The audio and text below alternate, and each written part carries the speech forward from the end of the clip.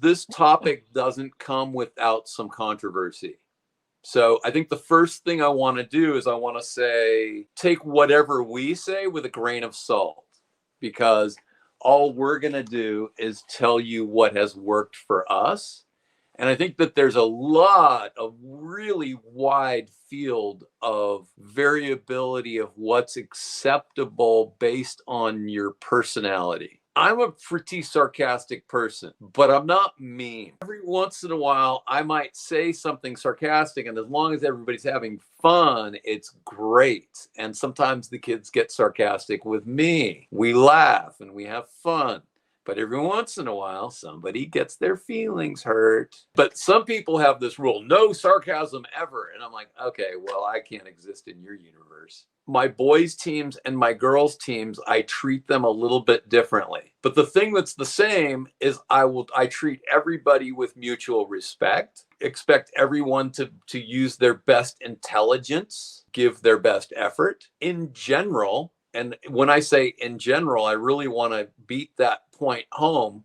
In general, because there are always exceptions. So I don't want to get the argument, oh, well, but seatbelts kill people, because we wear our seatbelts because they keep us safe. But yes, you could be killed by your seatbelt. A statement that I agree with to some degree is that boys have to play well in order to feel good about themselves.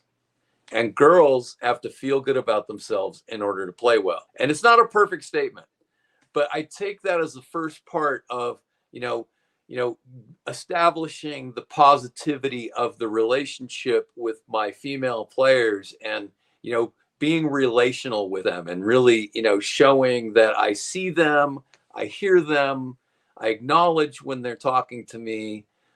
We talk things out more than we do with the boys. And the boys, it can be a little more caveman. Hey, coach. Hey, what's up? Yeah, go there. Get to work. Right? So with the boys, it can be a little bit more kind of a command style of go here and do this. Painting in very broad strokes. I've got a son, I've got a daughter, and I've coached boys and girls. And like you said, every season's different. I've got a group of kids, boys. We're going to run a mile. He goes, "Is that all? Is that all? You got any more, coach?" The girls are different. And then the next season, it's the opposite. The girls want to push it, the guys don't. It depends on the group that I have in front of me. That's why the first thing I do when they make the team is ask them, "Do you like it? Do you love it? Or do you just play it?" And that way I can approach each individually depending on what they wrote down for me. It's hard to get 13 people, 15 people to love it or to like it or to just play it. I'm going to have a mix of it. Over time, I've learned that I need to know who I'm addressing, who's in front of me. Can't make them run a mile. They don't love it. So every year it's a little different. Every season I have to find out who they are. Well, and they grow and change too. They mature. Yeah. I'm surprised sometimes when all of a sudden it kicks in. Some kid all of a sudden says, "Hey, now I'm ready to really go for it." All right, yeah. Chris, do you have something for us on this? Yeah, I think I'm very similar to Diane. I mean, I use the Myers-Briggs test to like a personality test to kind of better understand where they're at, especially if I don't know them. It's not a perfect test, and I kind of like Diane's. It's simple. Do you love it? Do you? I think that's fantastic. But I tend to be very sarcastic as well, but I treat every group equally. But I have to know the kid. I don't think it's matter of female versus male. I've had super competitive females that are way more competitive than the males. And I've had super emotional males that are like, I need to give a hug almost after every match. So I don't necessarily know that it was gender specific for me in terms of how do I approach both teams, but I think it's based on the personalities.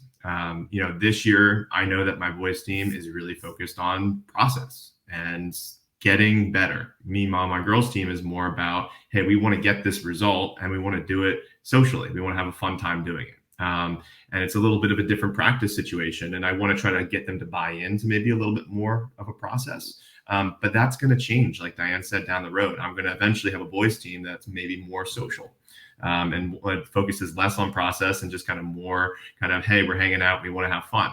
And that's fine, but it's finding a way to make them better and ensuring that they can reach some level of success. So I don't necessarily know I change it up too much.